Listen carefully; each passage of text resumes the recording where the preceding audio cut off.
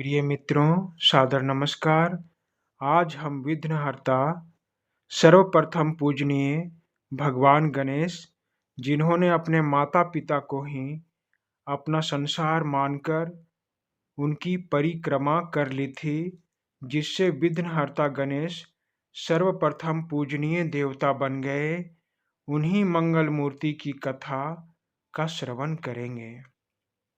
मित्रों, पौराणिक कथाओं के अनुसार एक बार भगवान शंकर और माता पार्वती नर्मदा नदी के तट पर बैठे हुए थे। वे दोनों वहां काफी देर तक बैठे थे, इसीलिए माता ने महादेव से चौसर खेलने के लिए कहा। महादेव माता पार्वती की बात सुनकर चौसर खेलने के लिए तैयार हो गए। थोड़ी देर चौसर खेलने के बाद उन्होंने सोचा कि हमारे इस खेल में हार जीत का फैसला कौन करेगा, क्योंकि वहाँ कोई फैसला करने के लिए तीसरा व्यक्ति नहीं था। इसका हल निकालने के लिए महादेव ने आसपास में उगे कुछ घास इकट्ठे किए और उस घास से एक पुतला बनाया।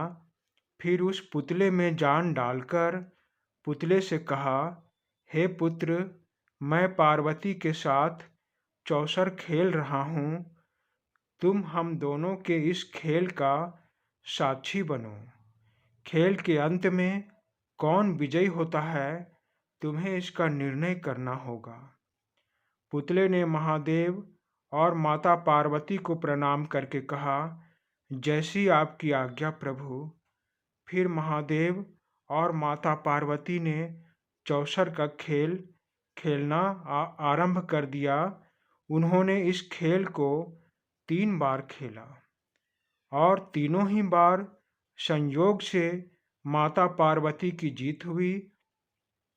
जब खेल समाप्त हो गया तो माता पार्वती ने इस खेल में विजयी होने वाले का नाम उत्सुकतावश पूछा, तो पुतले ने महादेव को इस खेल का विजयी घोषित कर दिया। यह सुनकर माता को गुस्सा आ गया, क्योंकि माता पार्वती तीनों बार महादेव से इस खेल में जीत गई थी। क्रोध में आकर माता ने उस पुतले को लंगड़ा होने और सदा कीचड़ में पड़े रहने का श्राप दे दिया। माता से श्राप सुनकर उस पुतले ने कहा, हे माँ, मैंने इस खेल का गलत निर्णय अपने अज्ञान के कारण लिया। मुझसे बड़ी भूल हो गई, कृपया मुझे क्षमा कर दीजिए। फिर पुतला रोने लगा और कहा, मैं ठहरा एक घास फूस का जीव, मुझ में इतना ज्ञान कहाँ। फिर भी मुझसे भूल हो गई, मुझे अज्ञानी समझकर कृपया क्षमा कर दीजिए। पुतले की बात सुनकर माता को उस पर दया आ गई। माता ने कहा, 1 साल बाद यहाँ गणेश की पूजा करने नाग कन्याएं आएंगी। उनसे पूछकर तुम भी गणेश व्रत रखना और गणेश पूजा करना। ऐसा करने से तुम्हारे सभी कष्ट दूर होंगे तथा तुम्हें मनोवांछित फल की प्राप्ति होगी। इतना कहकर माता पार्वती और महादेव वहां से वापस कैलाश की तरफ चले गए। 1 साल तक वह पुतला वहीं कीचड़ में पड़ा रहा। जब 1 साल पूरा हुआ तो वहां नाग कन्याएं नदी से बाहर निकलीं। नदी से बाहर निकलकर नाग कन्याएं गणेश व्रत के पूजन की विधि शुरू कर दी।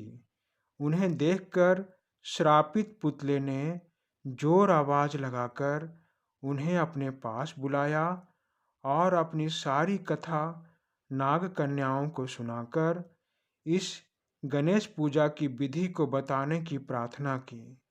नाग कन्याओं ने पुतले को विस्तार से गणेश पूजा की विधि बताई।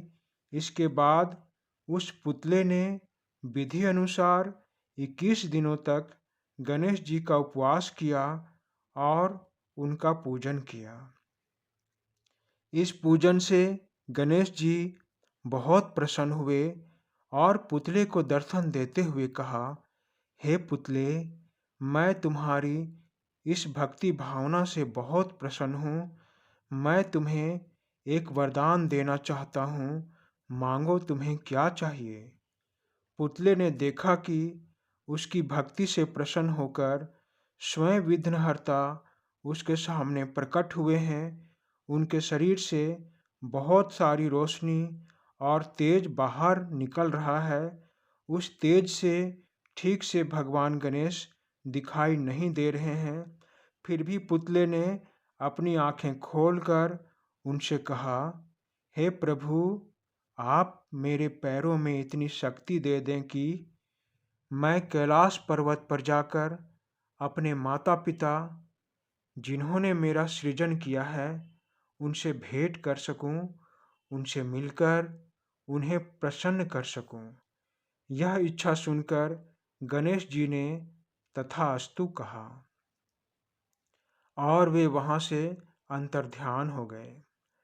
इस वरदान के फलस्वरूप वह पुतला ठीक हो गया और एक मानव बालक बन गया। वह पुतला रूपी बालक चलते चलते कैलाश पर्वत तक पहुंच गया।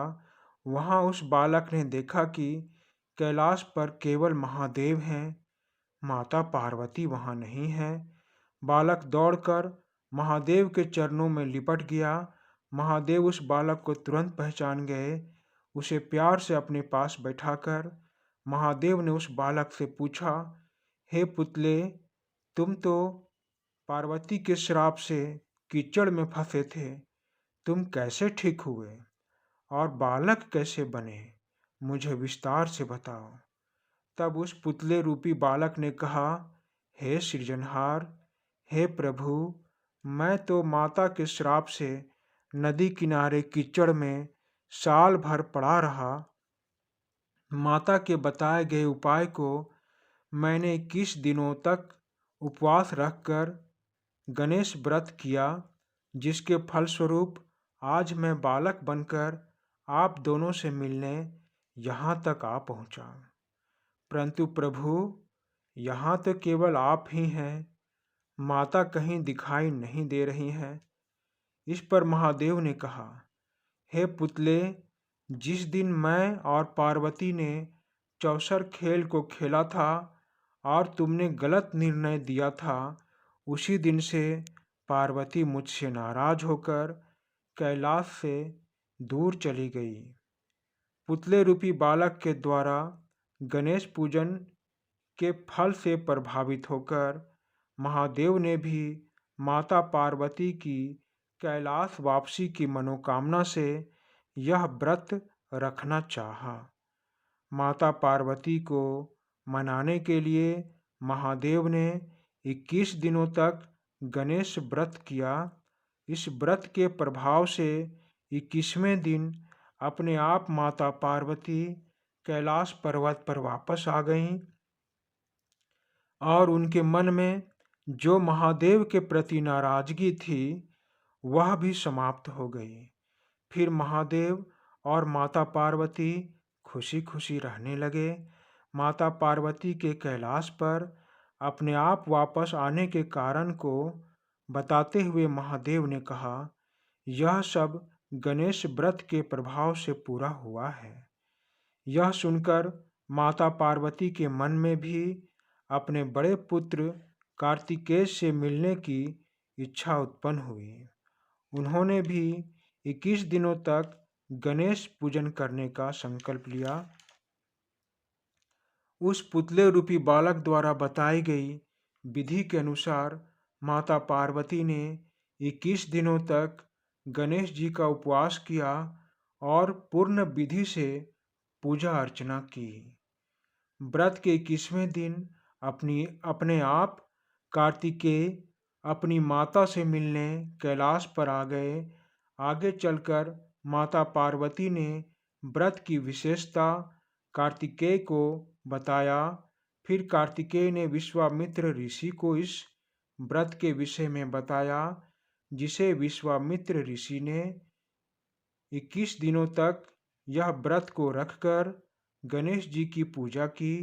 भगवान गणेश ने प्रसन्न होकर विश्वामित्र को ब्रह्म ऋषि होने का वरदान दे दिया।